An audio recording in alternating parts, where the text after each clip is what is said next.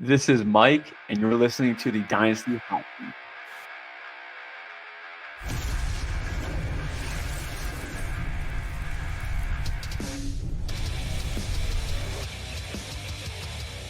Yes. Hello, everybody. Welcome back once again to the Dynasty Hot Seat. It's the only Dynasty show out there that is a certified inferno. Today, we are back once again talking these 2025 rookies. Well, I'm trying my best to talk anyway. I'm going to struggle through it. I've got a bit of a bad throat, but luckily, I've got a great guest with me today. I've got Mike, FF _ Dirty Mike over on X. I'm sure you've seen him about.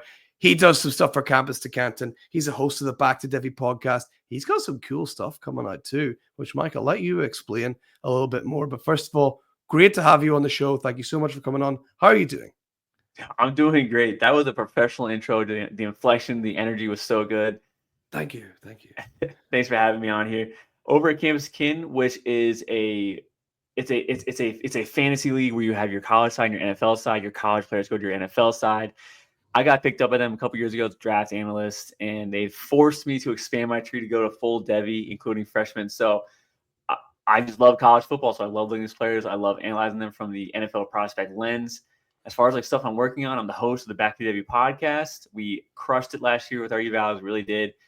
And then small project coming up. I am wrapping up my NFL draft stock watch article. Now, this is none of my personal opinions. It is just me looking at the mock drafts out there, and only the mock drafts that go 100 players deep, and only the mock drafts that are not team oriented. They have to do all 100 players. I want to have human thoughts put into each pick, not computer generated AI filling in the blanks.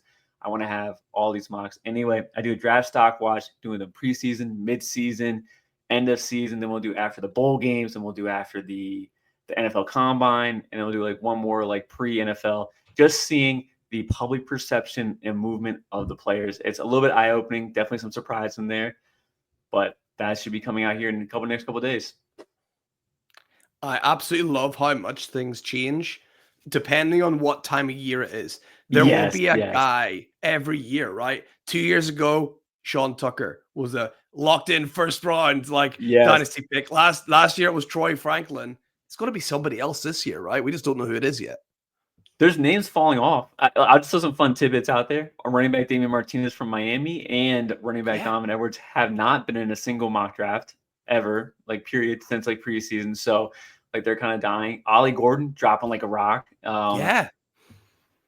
Like a wide receiver, maybe I might be spoiling this, but like we're going to be doing a mock draft today, but like Jalen Royals is like consistently a day two guy. I don't agree with that evaluation, but right now people are telling me I'm wrong. Like the public said I'm wrong. So it's amazing how quickly it changes, right? Like I think I said the last guest that was on is like, what? Like when did it become like Jackson Dart season? Where'd that come from? It's just out of nowhere. Yeah. Like it's really cool how things ebb and flow. So we'll see where you're thinking at the minute, Mike, as well. We're going into this. It's a super flex. It's a mock draft. At 1-1, no consensus yet, right? That's right. Who's your guy, though? I am leaning towards...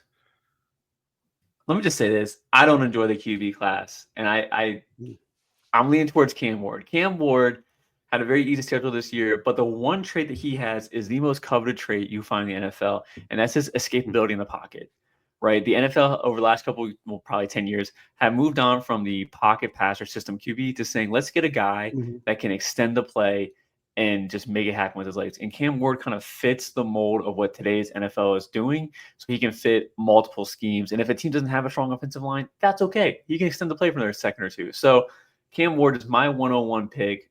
Hitting it with confidence, but still a little bit of work to do, but Cam Ward for me.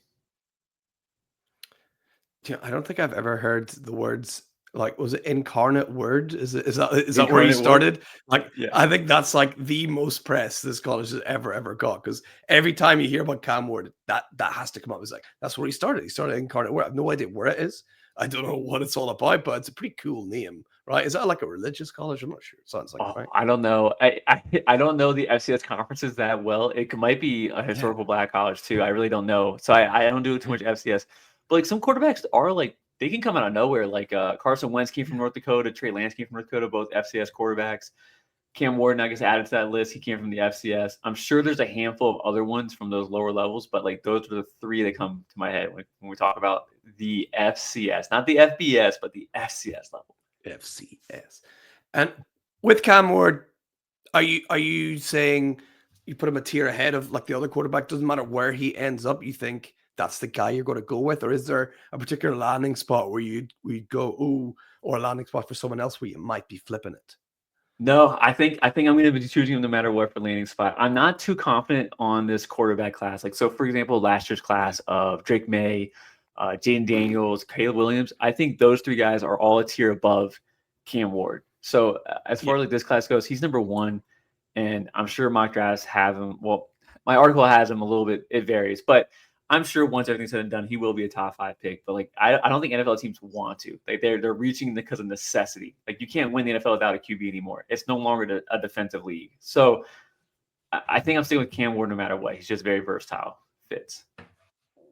Yeah, absolutely love that with Cam Ward. And we're going to bounce into 1-2, but Mike, sad news. First of all, I had a look at the analytics. Do you know 85% of people watching this video right now, they haven't bothered hitting that subscribe button? Mike, what do you say to those guys? They're freeloading. Look, I think it's okay. Yeah. It's okay to sit and lurk, but sometimes you just got to enjoy the content and just give them the like. Give them the subscribe. Just do it. Yeah, absolutely. Or we'll get. Hey, how many times do people? I'm sure you're like, oh god, another guy. You know the movie The Other Guys with Dirty Mike and the Boys? How much does that come up on your Twitter feed? Not as much. I used to actually have my username used to be Dirty Mike in the Boys, as in like Tyler Boyd. Big Tyler Boyd fan back in the day, but I had to drop the second half of the name after a couple seasons ago. But I get it a few times. A few people connect the dots. But yeah. A couple of people, yeah. That's an all-time classic. As I'm sure your pick at 1-2 is going to be. Who's the all-time classic going at 1-2? I'm gonna take Tet MacMillan here at the 102. And I'm not super confident because I think we'll talk about the 103, but I think I would probably switch these two up depending on how stuff shapes out. But this is a very weak wide receiver class. I've been being a draft analyst for 5 years. I think this is the worst class, and it's really not too close. Usually the wide receiver class is always like fairly decent. Like you never like say like this is that class. But this year it's like I really only care about 7 wide receivers, and then like 8, 9. Yeah, I really only care about 7 this year. I only care about 7 of them. So Tet MacMillan here, 6'5", 6'4", coming out of high school, just for what it's worth. But listed at 6'5" on the skinnier side. He's your prototypical X wide receiver, which we talked about NFL movement and how they want play styles. They're moving away from the prototypical X jump ball guy. It's just not the most prominent role. But there's always like when those guys hit, talking about like Nico Collins, Michael Pittman, Drake London, when those guys hit, like they hit and they kind of stick around for a good like 8 years and they're just dominant. I think Tet MacMillan is very close to like the Drake London architect. I call your last show, and I usually like I don't want to like throw shade at anyone, but like I don't think it's like guys are 6'4". I can never call them route runners. I just can't. They have high hips. They can't run routes the way Tank Dell, 5'9". Like they can just turn better. They have shorter legs. They have faster movement ability and like in the twitch. So as far as like route running goes, like for his size, we add the note, but not like the note, like little note for his size. Yeah, he moves really well for his size. I think Tet. I graded him out, and he actually had the exact same grade for me as Drake London, and I think that's a very good comparable player, and I would probably expect that out of his career field too. So I think we have a Drake London type player here. That's gonna be my 102. Nice, yeah. I love Tet. I've been working. Sorry, my screen is frozen. I'm still here. I promise. I've been working on I've been working on a nickname for Tet MacMillan. I'm gonna run this one past you, Mike. You ready? Okay. How about the Terror Dactyl?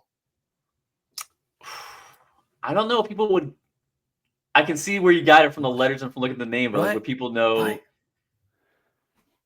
I don't know. Maybe people can learn as well. How about that? Could be fun and people can learn. Wow, people right? Don't it's just like Sesame Street. Yeah. People want to be stuck in their ways and just be right that way. Yeah, absolutely. But no, I love Tet MacMillan. He's He's by far and away the best wide receiver in this class for me. Hey, I'm kind of just connecting the dots as we go here, Mike. Do you think there's a correlation between when there's a bad quarterback class, there's also a bad wide receiver class? No, I don't have it pulled up, but that Kenny Pickett class was like all time terrible. But I think the receivers That's were okay. true. Yeah. Yeah, I'm just thinking like, because those kind of go hand in hand, right? You're thinking like, if you got a terrible quarterback, it's harder to look good as a receiver, and the other way around as well, right? But maybe this is just one of those years where you get both, and usually you don't get both, right? Yeah, you do. Yeah, typically now you don't get both. I do think, like analytically, I think that makes sense because your quarterbacks aren't throwing the ball, then that means your receivers aren't catching the ball, all that stuff like that. But yeah. Yeah, I'm doing things on the fly here. We need to look into that, absolutely. But we got wide receiver 1 locked up. Who's following then at 1-3? We've gone quarterback, wide receiver. Where we going next? I am taking the RB1, and I don't think it'll be disputed at all. But Ashton Jeanty RB1, the RB1 tag, not the pick order. That might be disputed. Yeah. But Ashton Jeanty here, he did an interview for our show, which was awesome. So like big fan of the show. Cool. Our recruiting team at Camp Skin does a very good job at identifying underrated 3-star talents. Jeanty was my RB10 going into college when he was a true freshman. So it's so awesome to see the success from him. I'm gonna throw a little bit of shade on Jeanty just because I think the like Barry Sanders comps and all the like the Bijan comps I kind of saw too. Like, yeah, when you look at PFF and like people I like to read stats. I'm a box score scouter to start off too, and then I get into film. There's a difference in the missed tackle force category if they're actually like evading a tackle or if they're just showing off really good tackle breaking ability. I think Jeanty has very good tackle breaking ability. I think Bijan can do both, for example. So yeah. Like as a runner, I don't think Jeanty is like overly impressive as a runner. In my comp for him the last couple years, like the last 2 years, I'm sticking with it. I still think it's really right. It's Austin Eckler, who wasn't like a stud as a runner, but like the pass catching ability was there. And I think that's my expectation for Jeanty in the NFL, which is still RB1 for a fantasy show. That's all you really care about. You just care about the RB1. You don't care how he gets it done. Just get the numbers in the day. So I think Jeanty is the very safe, robust running back. I don't know if the rush yards will ever be super high, but the pass catching work should be mind blowing, phenomenal. What do you think happened to him like this year? It seemed like they stopped going to him as much in the receiving game at Boise State, and they were just like, let me just give the ball to this guy and let him hammer it through. Like he would have like nearly doubled his yards, I believe, from this year. What do you think it was about Jeanty that just clicked? For me, it almost seems like a mindset thing where it's just like, no, actually, I can just run through all these guys. I don't know. I thought the line has a little bit more credit to give to that. Like these holes were kind of big, yeah, and he just does so well attacking angles. And excuse me on that. He does so well attacking angles and just getting these DBs that are, DBs are weaker. They're smaller. They're 5'10", 170. Like he does a good job of creating an angle to make these guys do arm tackles, and he just sheds those all day. So as far as like I talked about missed tackles before. Like I just think the holes were kind of big, get by the lineman pretty well, and then he was just very, very good at shredding off those little guys off of him. The pass catching work, though, I agree. That was weird. I don't really understand what happened there, why it kind of just went down. But the fact that we've seen it makes me not worried about it for the next level. Yeah, absolutely agreed. He's going to the Cowboys, right? He's got to go to the Cowboys. That's the rumor, man. It just, it sounds right to me. It sounds right. Doesn't it? It just seems to fit right, but if he doesn't, I can't wait to jump on Twitter and see the Cowboy fans' reaction. That's going to be a hell of a fun. I feel like he's been anointed already as the next Zeke Elliott in that team, so it's going to be interesting to see if he doesn't end up there. But he has made it into your top 3. Who's right after him? I pick 1-4 for you, Mike. I get in trouble with this. So I'm just gonna. It's early in the offseason, so I'm just gonna go with the chalk answer.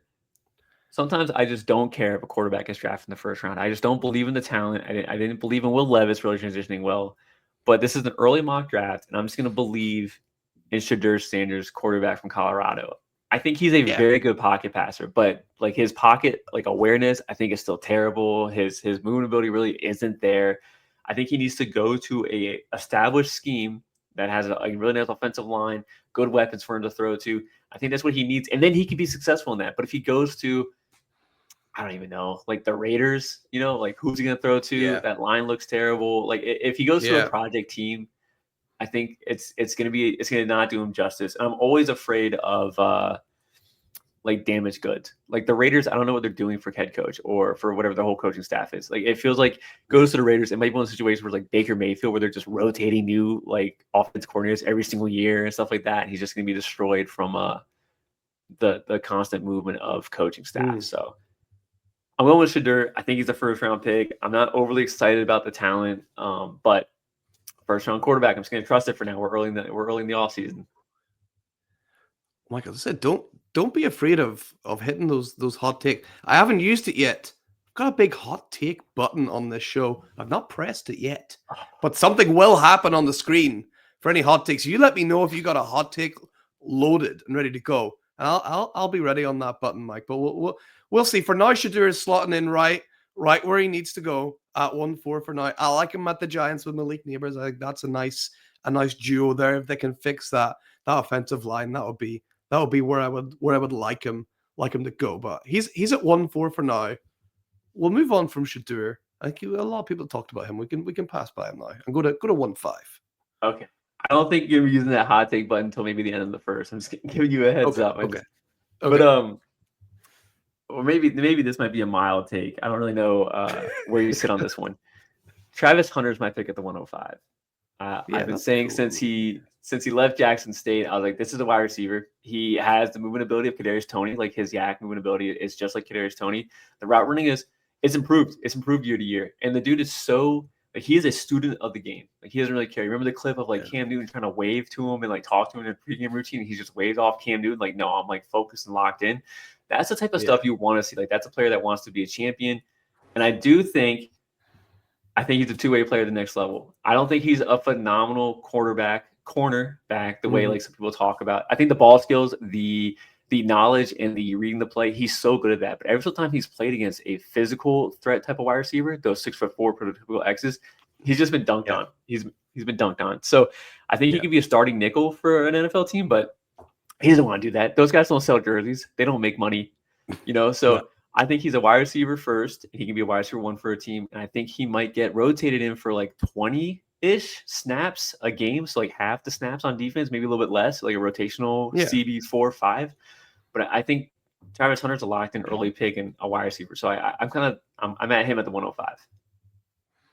Yeah, Travis Hunter is the enigma of the draft, right? We don't really know what's going on right now.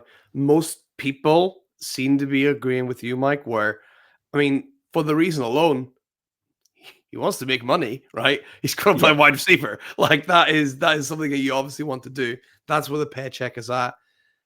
And I think I've seen more out of him as a wide receiver anyway than I have a quarterback. I mean, you can kind of see it on tape how Colorado held up against some of these teams. You're right. And they just got dunked on. You're right. That was perfect phrasing against some of these bigger schools and even some of the smaller schools over the last 2 years as well. So I'd love to see Hunter playing at wide receiver. I think if he is, he should be up here, top 6 pick for sure. And let's round out the top 6 with pick number 6, Mike. Where are you going? Okay. This is tough. I usually poo-poo the tight end position. It is so hard to get it right. There are so many first-round busts for tight end. Yeah. Sometimes you have to wait a couple years to figure it out. I think we've been kind of spoiled with Brock Bowers, but also Kyle Pitts kind of brought us back down to earth. Irv Smith was the first round, didn't work out. Dalton Kincaid was kind of fun for like 6 months, like for like 6 weeks. Dude, there. I'm still heartbroken over Dalton Kincaid. It's still too soon. I'm taking Tyler Warren at the 106, Penn State tight end. Athletic, 6'6", can block. Needs some technique help, but he has the size and strength to certainly do it and kind of do it day one. Won't be efficient at it, but they can throw him out there if they need to. He's going to be a first-round pick. I think Tyler Warren is the tight end one in this class. Kind of a nice tight end class, too, actually, for those tight end aficionados out there. But Tyler Warren, I'm going to do with the 106. I put Brock Bowers here, just 106 last year, because I'm just like, man, I'm really nervous. Like, I love his ball skills. It's a new NFL. I don't know which way the tight end is going. Like, there's that picture next to him and Gronk. Like, Gronk is the prototypical tight end, and, like, Brock Bowers is really the picture of, like, this is the new age tight end. Just throw him screen balls. Let him do little slants. Let him be not a big slot, but, like, use him as like a wide receiver. So I'm putting Tyler Warren here. Tyler Warren, the 106. This has been so interesting to watch the rise of Tyler Warren. This time last year, Colson Loveland was number Yeah. one tight end with an absolute bullet. And it's been great to see Warren kind of rise up. And to me, Mike, he seems to be the consensus one guy now, right? Tyler Warren over Colston Loveland everywhere you look. That's the last part of my article I need to write is the tight end movement. But yeah, I assume so that he is the consensus tight end one, like locked in. Yeah, I would say so. And any tight end that they give jet sweeps to is a good guy in my book. I love seeing crap like that. Like it's just Yeah. fun to watch. And sometimes this is not great dynasty advice, Mike, but sometimes I just like taking a player because I'm like, I like this guy. And I like Tyler Warren. I personally don't like drafting tight ends. I don't want to get burned, but I Yeah. will absolutely pay the premium price for when they're proven. Like I'll just, take my money. I'll just buy Kelsey. Like I'll buy Hawkins, whatever. Take my money. But like I would be very upset if I drafted a tight end 106 and he didn't work out. Like I was so scared of Brock Bowers last year. Yeah, well, everything worked out just fine with Brock Bowers. Hopefully it will with Warren as well. We're on to 1-7 now, Mike. We've got a quarterback off the board. We've got a running back off the board, wide receiver and tight end. We've hit all the positions. Where are we going next?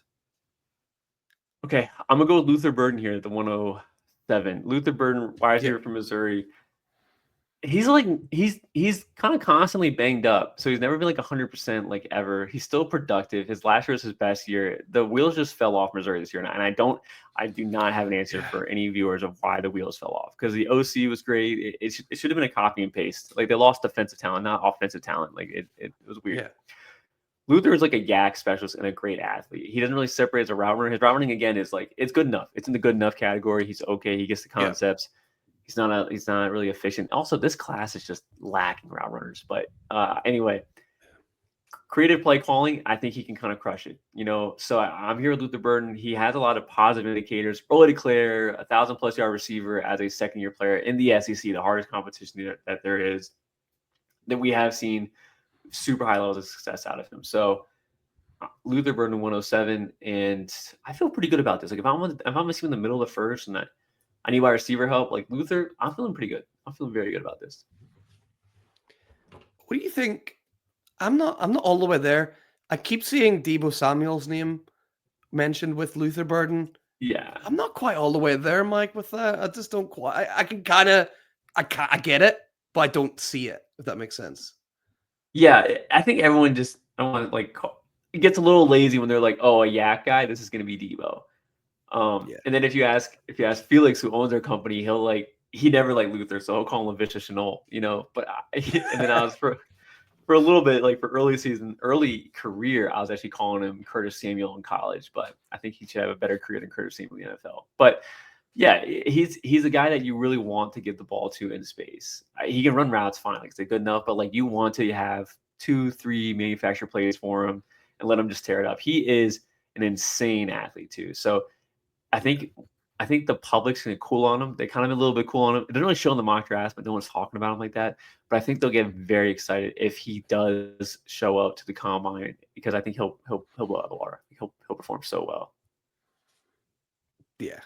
The combine's going to be. Hopefully, he's fit and healthy for you. Right? He is nicked up quite a lot. So hopefully, he'll be fit and healthy. The combine's going to be a breath of fresh air this year. Last year, we kind of seen, oh, this guy's not doing it. This not.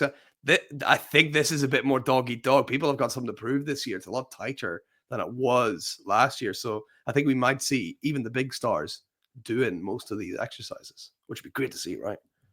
I'd hope so. Like I like it. I usually care more about they do bad in the combine than they do good. If they do bad, I'm just really scared. But yeah, I do want to see some athletic measurements. I want to see the measurements. I just want to know. I thoroughly enjoy. This is not an analyst take, by the way, but I thoroughly enjoy finding out who's lying about their height and weight. Like the guy that's 5'10", yeah, 5'8". It's so funny to me. Like, all right, man. You're going to get find out eventually. You know that. It's like maybe they're still like, I guess I can still grow. Like I'm not. These guys are 20, right? They can still grow sometimes, right? But yeah, maybe not two whole inches in an off season. Yeah. But yeah, we got Luther Burden locked up. Hopefully, we'll see him at the combine running that 40, especially. Will be real fun to see. He's a wide receiver 2. Any more wide receivers? We'll have to find out. Who's at 1-8? He's a wide receiver 3. Sorry, you had Travis Hunter. I think I'm going to go on a wide receiver streak here. I'm just going to get them out of the way. I'm going to Emeka Egbuka. I think Ohio State's he's gonna be the wide receiver. He's gonna be a first rounder. I will say Yep. this, just for the Atlantic enjoyers out there. I think everybody knows draft capital is king, but I think the second thing for wide receivers is early and late declare. So Emeka is the late declare wide receiver. He is probably the best late declare wide receiver. Early declares have a much higher hit rate in the NFL than late declare, and just narratively, early declare guys are guys that are so good. The NFL seeks them out and says, "Hey, come on up. You're ready to transition early." And those guys, don't come out of college unless they're told by the draft advisory board that you're expected to be a day 2, day 1 pick. So that's why you don't see too many of those guys like fall to day 3. But I think Emeka went back for hashtag unfinished business, and he was like, he made a comment, "Oh, I want to lead the room," which he didn't. Jeremiah Smith did, so I thought that was funny. Yeah. But I think he's got great route running. Like him, and another player I'll probably talk about next are probably the two top route runners this class. There is some concern about inside-outside versatility, like if he's good enough to play on the outside the NFL level. I think the skill set is just very similar to JSN. So I think it's okay to like, might be a slow start to like start off, but I fully like expect Emeka Egbuka to translate to the NFL game speed and just be a reliable wide receiver 2 and possible 1 for an NFL team. So yeah, you took the words right out of my mouth. I think this is a guy that is going to fit into that mold of like not obviously not similar playing style, but like your Devontae Smith, your T. Higgins, these guys that are these wide receiver 2s in the team, where if for whatever reason there is an injury to the number 1 wide receiver, you're like, oh, this is wheels up for Egbuka here. He's going to have a nice couple of weeks, but ultimately will probably be like he has been throughout his Ohio State career, that second guy. And I think that's why he's being slept on, because people are like, oh, he's never been the guy. It's like, yeah, he's never been the guy behind Jackson Smith and Jigba, Marvin Harrison Jr. and Jeremiah Smith, like who are all world talents. Like, doesn't mean he's a bad player, right?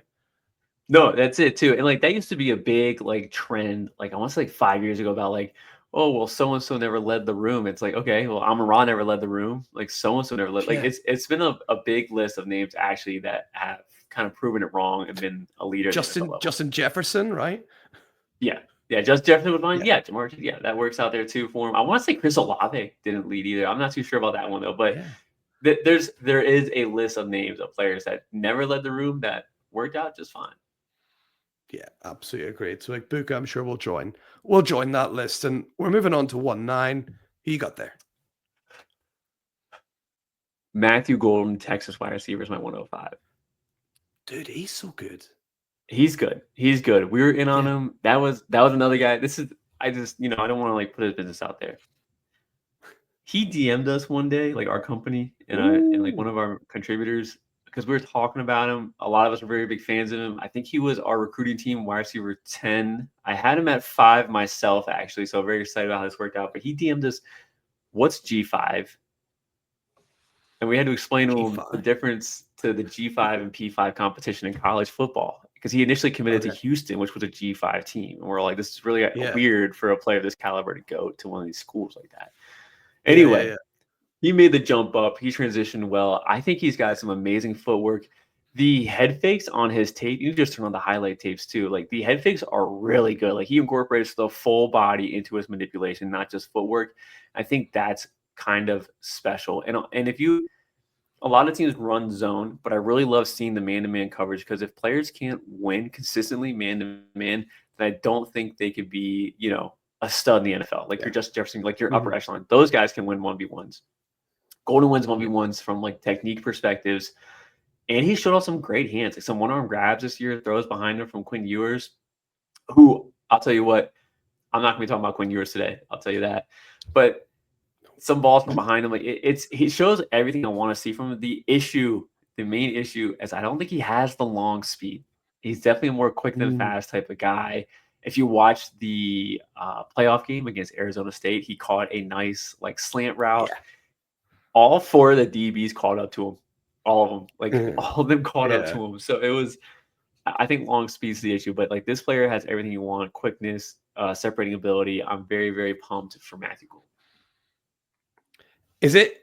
I think it's quite by the way. I only realized, I was like, oh, Matthew, he's a really good player. But it was in those like 2 games when Arch Manning was in where I really like kind of latched on to Golden being like a better player. And I don't know if that is a slight on Quinn Ewers, but that's kind of when he started popping up on my radar a little bit more, because obviously Texas got a lot going on there. Before that, I was more on Isaiah Bond before that. But then as time went on, it's like I actually think Golden might be the guy in this room. So I wasn't sure if he was going to declare or not. Is he officially declared? Yeah, he declared earlier today or yesterday, one of those two. But yeah, he is officially declared. Nice. Yeah, he's going to be a real strong asset for a team, and I think it's a great pick at 1-9. Not many people have put Golden in their first round, but I'm glad to see it because I thought it was going a little bit crazy. So I'm glad you put him in, Mike. So that's good to see him at 1-9. 1-10. We got 3 picks left of the first round. Who's going here at 1-10?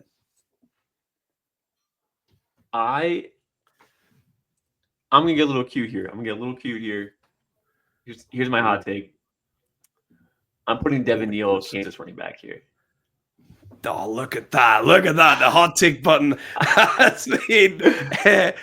What a fantastic scene to see. Devin Neal. Talk to me about Devin Neal. Great player, right? Great player, great personality. This is another good story, too. He DM'd an associate of ours. So Devin Neal was a 3-star. We were very high on him coming out as well. And his dad said this a DM because one of our associates did a video breakdown. Brandon Lejeune did it. I think it was Brandon Lejeune. If it wasn't him, it was Corey Pereira. Did a video breakdown of his play and his play style. And his dad wrote this long message being like, yo, walked into my son's room. He's watching video clips, taking notes. And you guys are breaking down his plays and he's taking notes on what you guys are putting out there. And then his dad was like, yeah, his coaches aren't doing this stuff for him. And I was just like, wow. They're not doing, it's a true freshman. There's other guys on the roster, but he has shown improvement every single year, efficiency. So freshman year, 4.4 yards per carry. Sophomore year, 6.1. Junior year, 6.3. This last year where his workload increased to 218 carries, 5.8, but it's still there. 16 touchdowns this year, 1 fumble. This guy has quickness and he can catch the ball downfield too. I'm not just talking about little dump offs and stuff like that. He's catching the ball downfield.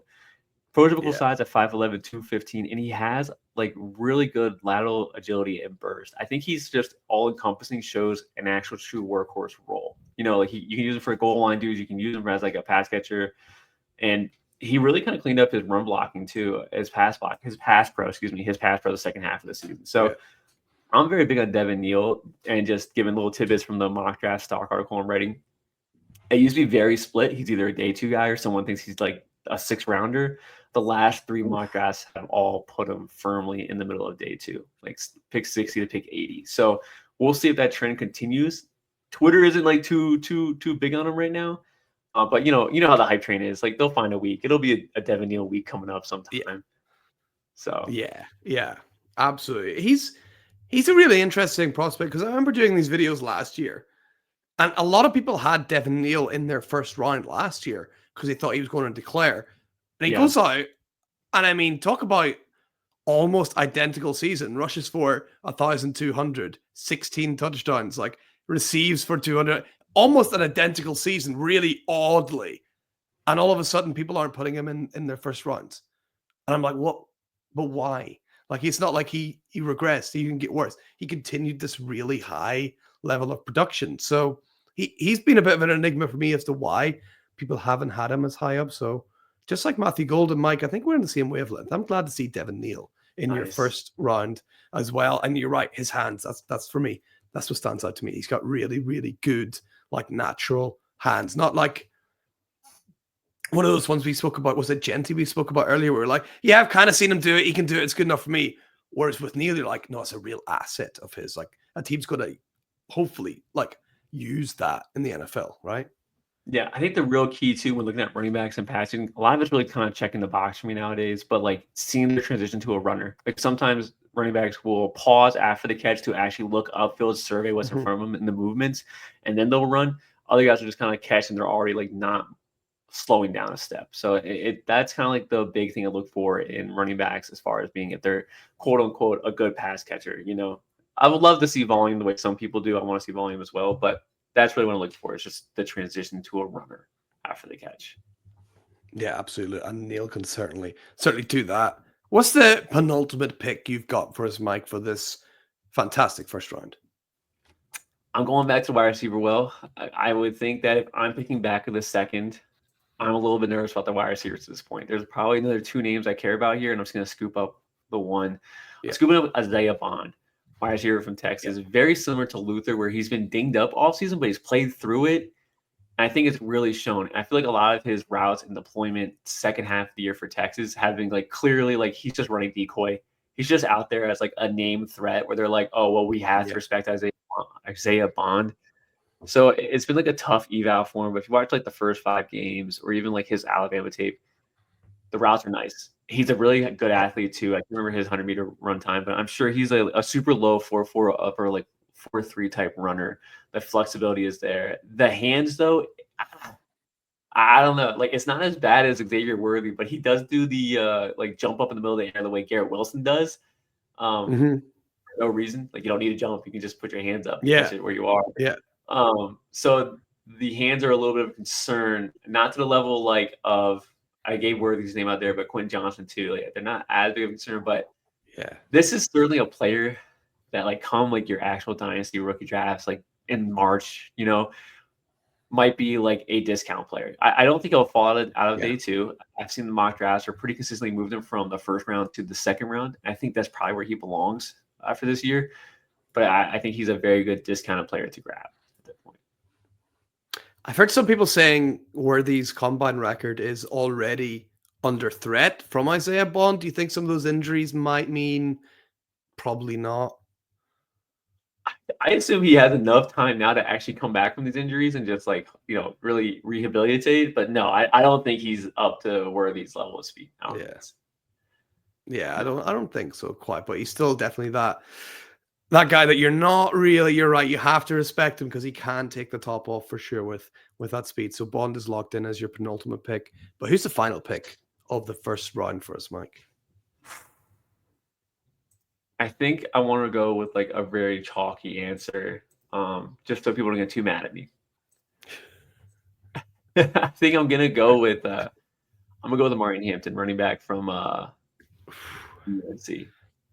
Yeah, and you're lucky you said that name because people, for whatever reason, people on the Dynasty Hotseat comment section, they love some of Marion Hampton, and they get nasty if people don't put him in.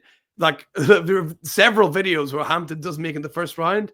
Several comments: "Where the hell's Hampton? What's going on? How can you leave Hampton in the second round?" So you dodged this posse of hot seat massive fans who are going to come after you. But tell us why you put Hampton in. Obviously, not out of fear from these guys. He'll probably find you.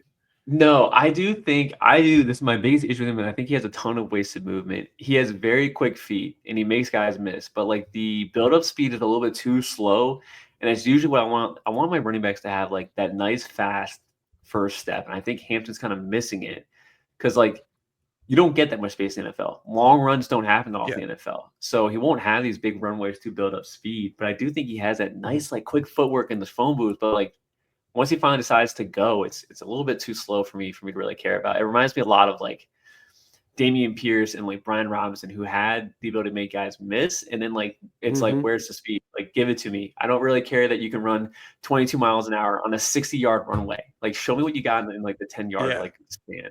So I think that's it too. And this year, like just narratively, UNC sucks. I mean, we'll see about Bill Belichick does for them, but like that team sucks so bad. And like going into the season, I'm like, what happens when like teams are just like, this is their only offensive weapon. We're just gonna stack the box. We're just gonna load up 8-man box, make them throw it on us because they don't have a person that can throw the ball. But he started off the year rough. I think he averaged, I want to say like 4 yards per carry the first half of the ACC, and then he kind of then he like turned it on the last 4 weeks. It's still not good competition. I don't know how many ACC players are going to the NFL draft, but I have concerns. But he's got the size. I think he's good enough as an athlete. The footwork looks pretty good. Contact balance is great. So I don't really know what his ceiling is in the NFL. I don't think I have like RB1 expectations out of him in the NFL, but I think he can find himself like giving me a couple RB2 seasons. Yeah, I can see it. I think I might be right because I've read a few things about this, so maybe I'm reading into it too much. But for Hampton, for some reason, I'm concerned already about how much like tread he has on the tires, just because he's had nearly 600 carries in college, like over the last couple of years. And you're just like, that's a lot, right? I know he's still a young guy and everything, but every 22-year-old isn't the same, right? So it's kind of interesting to see, is that going to show up earlier, do you think? Or is Hampton one of those just freak athletes, like it doesn't matter? I think he'll be okay. I usually don't read too much into the tread on the tires argument unless there's injury concerns there, which he's never shown injury concerns. It's like I used to be such a King Henry doubter. I mean, that dude's like, 30 and still just doing it, which is just insane that he's doing it at his age. But I decided, like, man, if King Henry keeps on showing me his workout videos every single offseason and just showing me he's still a beast, and I'm just going to keep believing that he's going to keep doing it. So as far as like tread on the tires, like if I see him get hurt, like, he finishes half of his first season, he finishes half his second season, and then I'm going to be like, all right, like this guy can't handle a workload. I'm a little nervous. Maybe someone gets a nice J.K. Dobbins injury discount type of price on him. But like I don't really read too much into those, but I've never really seen the study art, so maybe I'm just like ignorant to the actual numbers. I think it's got to be one of those things where it's just like so hard to find any real correlation because all these athletes are so different and like their training schedules are so different. It's got to be really hard to find a real correlation without factoring in just how unique each person is. So Hampton's in there. You got saved from the massive of the comment section. Luckily, we're on to everyone's favorite part, Mike. Okay, it's the second round, and it's the sleepers. Why don't we speed through a couple of second round players here, Mike? So why don't you give me your 2-1, 2-2, and 2-3, and then talk about the one guy you want to talk about the most. Okay.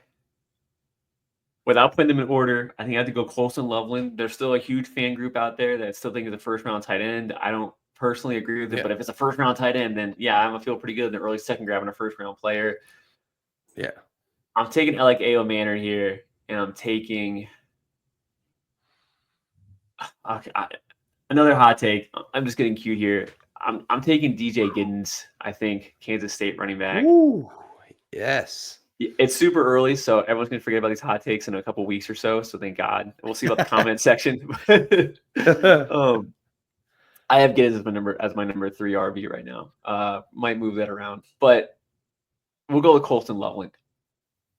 The athleticism is not there. He gets tracked down from behind. He's not the same level of athlete as Tyler Warren, but he is such a safety blanket for a catch. He's a good target over the middle. He's very reliable, plays against good competition. There's not really much concern with Loveland's ability to translate to the next level. I just don't know if like the ceiling is that high. Like, we talked about, we mentioned Kincaid earlier. I'm like, is he just a slightly less athletic but healthier version of Kincaid? Because Kincaid will get that back stuff going on. So, and if I'm a tight end needy team, there's no way I'm not grabbing that first round tight end if it falls to me in the early second. So something Colston Loveland should be the pick there. I'm just gonna talk about DJ Giddens real quick. Walk-on running back to Kansas State, 6'1", 212, which is kind of like the size you kind of want. I don't really want my 225, 230 plus running backs anymore. The NFL is just not like that. The college isn't like that anymore. You don't need those big guys like that anymore. No. Very similar to Devin Neal. I don't think he has the same make a guy miss ability, but the pass catching is superb, and he's still good enough as like a between the tackles runner. So it's like, I think Devin Neal and Giddens are the 2 true workhorse running backs in this class. I have some questions about, I'll talk about Caleb Johnson here pretty soon. I have some questions about Caleb Johnson's ability, but like those are probably the 2 guys I think have the like all-purpose skill set at like a high level. And then Alec A.O. Manor. Oh, go ahead. I was about to say it's always so interesting. I think the landing spots at the minute with running backs, I think is more important than ever because there are so many teams now that are just like, we're just not, even if we have a potential workhorse, it's like, we're just not going to do that. So I think it's going to be so interesting to see where some of these guys who could potentially do that do end up falling, because there are guys like Devin Neal like could potentially be an absolute superstar, or it could get just completely Braylon Allen. You're like, God damn, what could it be? The truth about RB evaluations for fantasy is that all the pre-draft stuff doesn't matter. All it's going to matter is draft capital and landing spot once we all find out. Yeah. It's the truth. It's like, where's the opportunity? And like that's where I'm going to go off of plus draft capital. Like I think Trey Benson ended up my RB1, but it was just like James Conner is 30 years old. They need a goal line back. Like they need someone there. And like Trey Benson wasn't very good, obviously, this year. But like, it's weird. It's all about like skill set stuff. Bucky Irvin, I wasn't high on, but like he was a surprise. Like he went to a team that already had 2 guys on the roster, similar skill sets. They're slashers, they're not power backs. Rashad White, Sean Tucker, that we made fun of a little bit earlier. And like Bucky, it's like all the same skill set, but Bucky was the one that rose up above him, and he wasn't even combine stuff. Like he looked terrible at the combine. So I don't know. Running back evals are kind of hard, and then like you kind of think about more. You take a step back, and you're like, "This is easy. I think I'll draft capital and opportunity and landing spot." Like and you're going to touch on.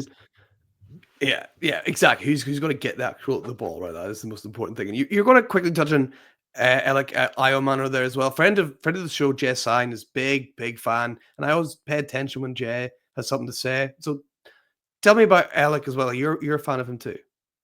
I am somewhat of a fan. I've always been trying to cool people off on what his ceiling is. I don't think he's like a bona fide wide receiver 1 for an NFL team, but like he has a lot of like good boxes. Like he is like 6'3", 210, very built. He's a very physical wide receiver, very similar to like Tet MacMillan in that sense. I think he's stiff. He's not much of a separator. I think he's a little bit more of a jump ball possession guy, which those guys don't tend to translate to fantasy gold. But I think he could fit as like wide receiver 2 for an NFL team. I just don't. The in-breaking stuff and the stiff movement is really what kind of like bothers me from putting him up above. There, I can't remember what the Clemson game. I wish I could remember the DB's name, but their DB1 on Clemson like put the clamps on him like straight up, like most of the whole game, and just did. And it was like this guy really just kind of relies on being a physical player. And if there's another DB on him that can play that game with him, he doesn't get much value the rest of the game. That's it.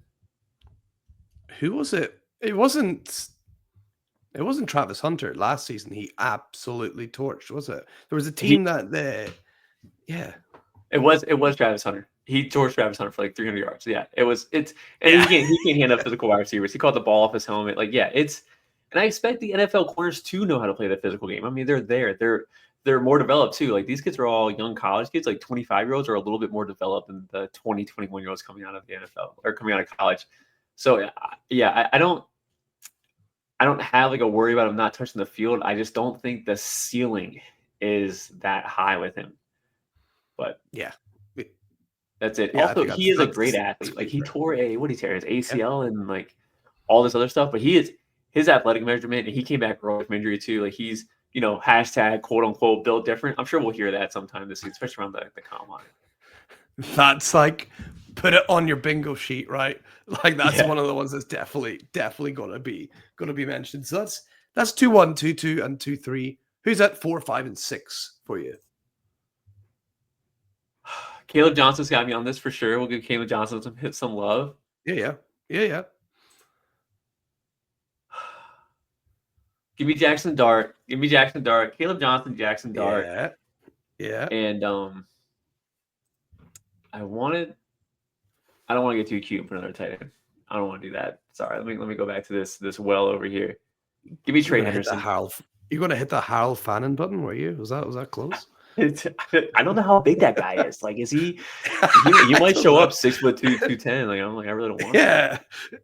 Yeah. True. So who was it you said at the end there? So who was your last pick?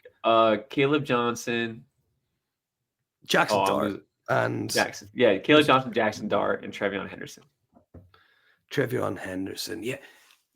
Henderson's all over the place on these draft boards. Yes. Like what's going on with him, right? He's a slasher. And I think everyone hates that he wasn't as good as his freshman year because he got the full workload, but now he's split. He's still like, is he averaging like 8 yards a carry this year right now?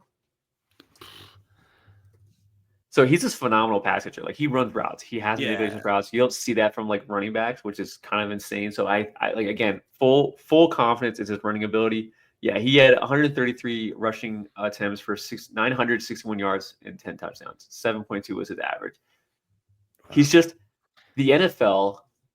I'm trying to workshop this. The running backs that operate in space seem to be excelling in the NFL, or at least that's kind of like the new trend of like, Devin Achane, your James Cook, Gibbs works well in space. I think Henderson is another running back that you don't really want necessarily run between tackles. Like maybe you can 5, 6, 7 times a game max, but this is a guy you want to get open in space. So he might just be a like role-playing plus type running back that kind of like lasts a long time. But anyway, the athleticism here, I'm trying not to hold on to my priors from his first year, just his insane breakout as a true freshman. But I think he's a very good player that's not going to bust. I don't think he's going to bust. I don't. The ceiling might not be like to the moon, but like I don't think he's going to bust. Yeah, and there's been a slight trend now as well, where first couple of times I did this with other guests, Quinshon Judkins, his teammate, consistently going ahead of Henderson. The pendulum swung the other way. Henderson's looked much more impressive in the playoffs. That's got a huge factor as well, right? Even though they might play all these games in the regular season, 2 games in the playoffs seems to outweigh that whole season somehow. He's been a monster. He's been a monster on limited touches. You know, it's just been great. We all just hope it's not the Trey Sermon effect. You know, just to make a joke there from the same team. Trey Sermon had a really nice playoff run, and just did nothing. But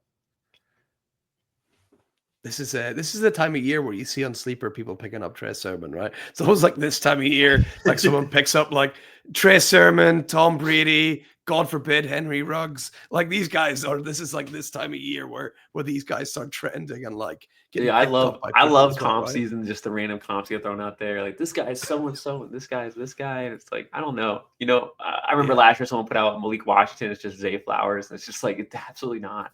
Where are we getting this? Yeah, just pick a random guy name from a hat, right? Absolutely. Yeah. Not great. So that's where we through. We're through 6. Let's go 7, 8, 9, and then we'll wrap up after that.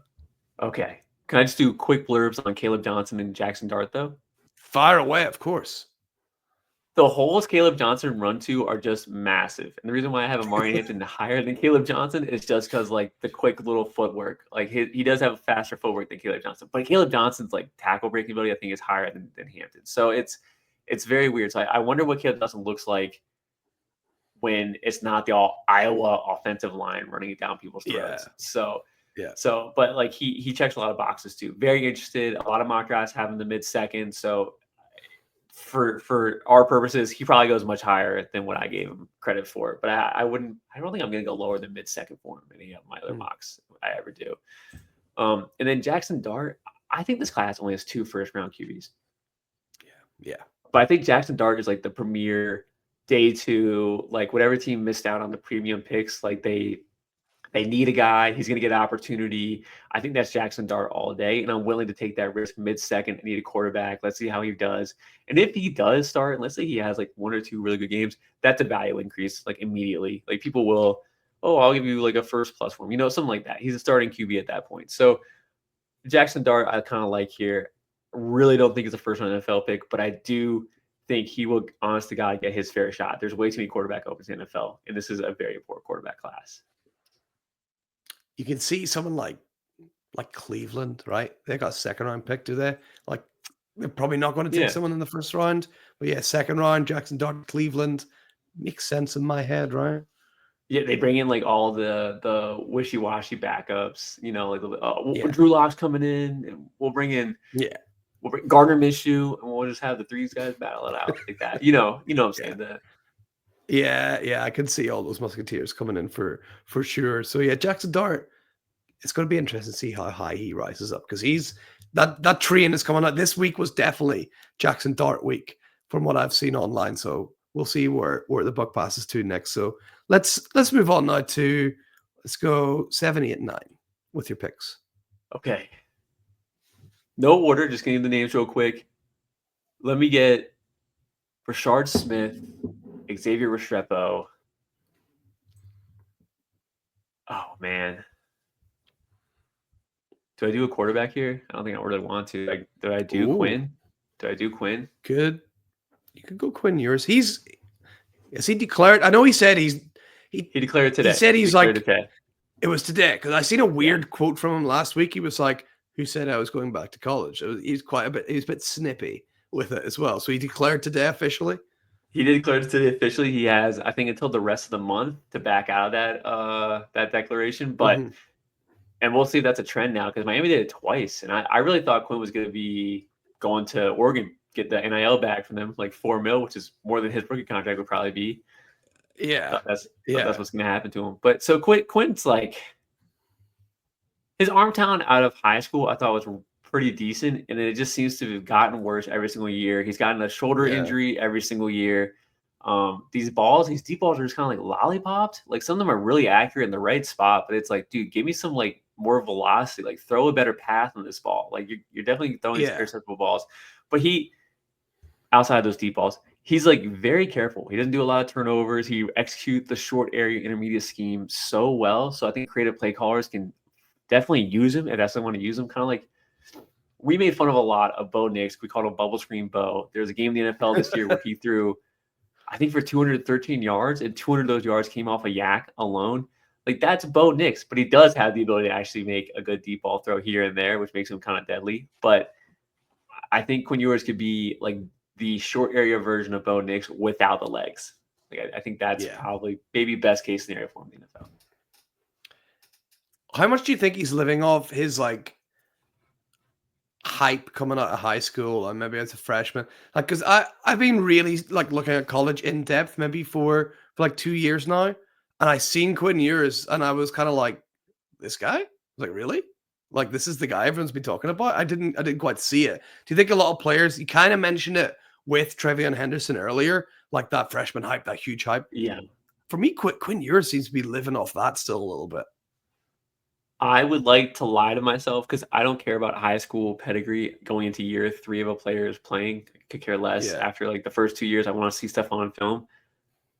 I think the NFL cares. I think the NFL cares. You constantly hear stories of like GMs like or team owners being like, hey, I want you to draft this guy, you know, and it'll be like some bum 5-star that hasn't done anything in the middle of like the 5th round, you know, and everyone knows he's not good. Like I would like to say they don't care, but I think we've certainly seen NFL teams do care about that initial pedigree. So yeah.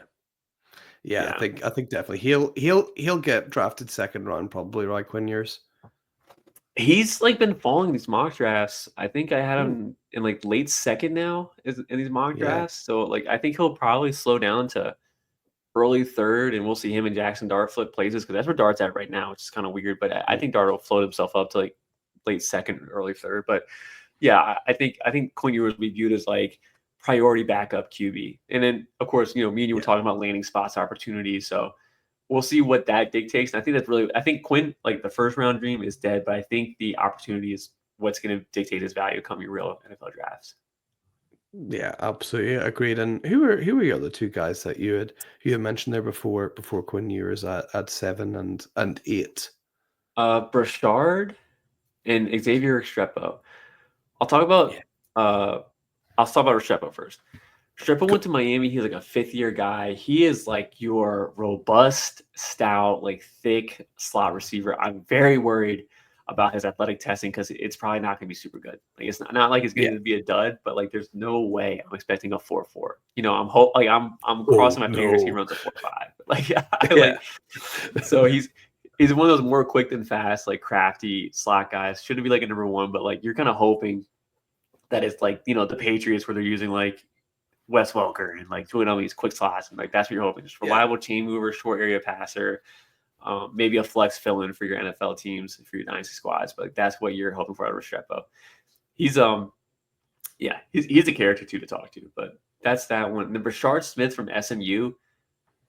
So he hit I don't want to get too into it, but there's a year 1 0 theory with Campus to Can where freshman receivers within the top 300 have to hit only one of 8 minimum thresholds. And just giving some examples: 10 receptions, 100 receiving yards, 5 kick returns, 15 rushing yards, 5 rushing attempts.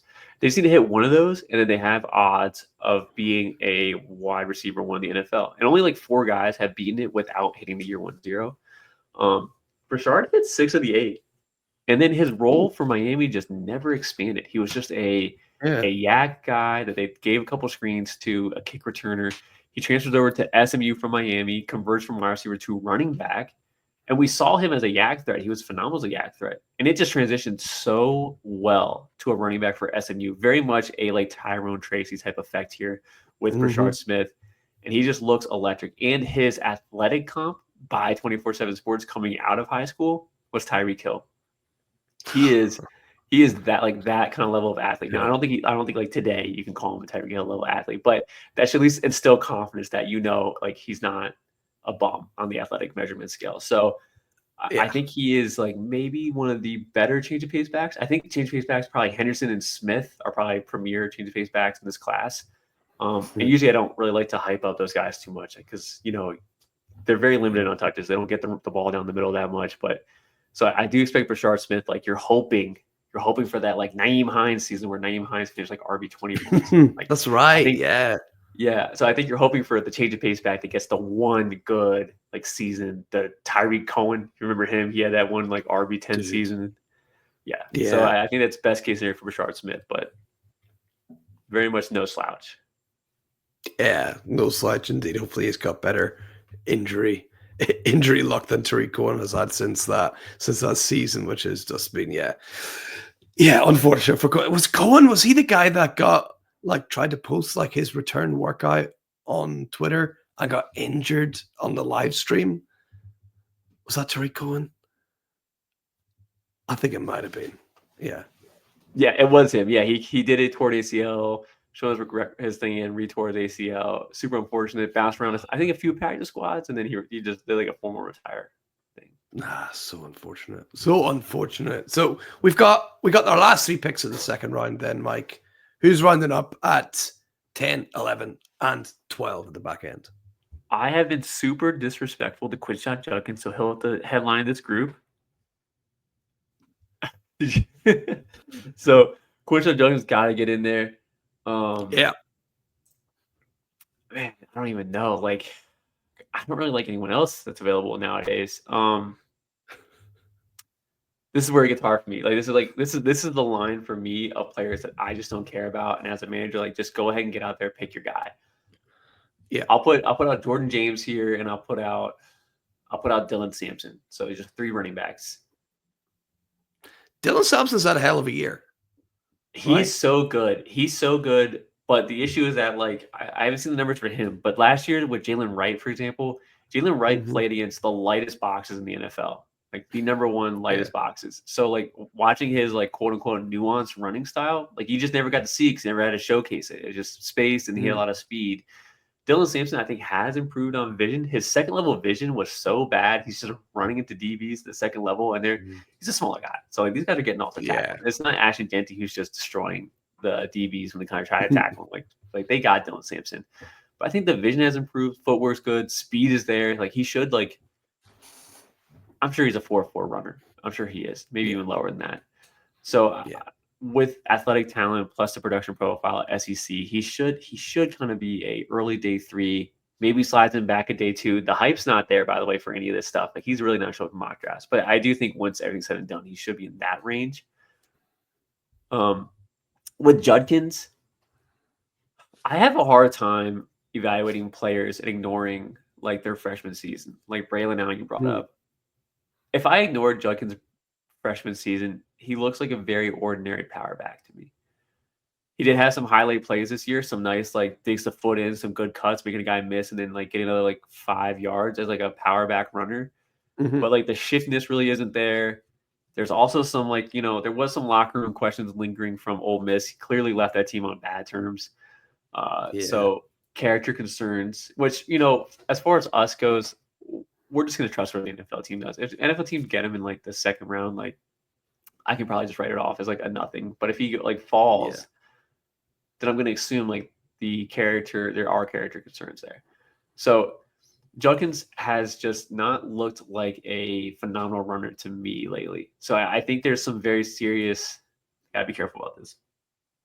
I think there's some serious Isaiah Spiller potential here, where he gets like overhyped for like a number of months, and then like once we start getting closer to the NFL and the NFL guys get their hands on tape and they're tweeting out like, "Are you guys seriously hyping up this guy? Like he's so mediocre." So I'm a little concerned about Judkins in that way. I'm a little bit concerned, but I'm definitely leaning more that like I stick by Jeanty, Neal, Giddens, Hampton, Caleb Johnson, and Henderson all should go in front of him. I think they should all go in front of him. NFL draft and in rookie drafts too. I think a lot of Quinshon Judkins is just holding on to priors. So I'm just really concerned. And then, like we talked about earlier, what's going to happen is that we'll just go off of the draft capital and the opportunity that's laid out at each landing spot. Yeah, exactly. With all these running backs, it was Sampson and Judkins, and who was the third guy you mentioned? I've forgotten. Jordan James from Oregon. Oh, Oregon. Just recently committed to the draft too. Dude, Jordan James has just been like an enigma to me. Like I liked him initially, a Georgia recruit, flipped to Oregon when Georgia got like two other recruits, same class as him. I think that was the Andrew Paul and Roderick Robinson, which lo and behold, probably won't be on the team next year. Jordan James has just been a really phenomenal runner. He's been really efficient. He's involved in the passing game. I had questions about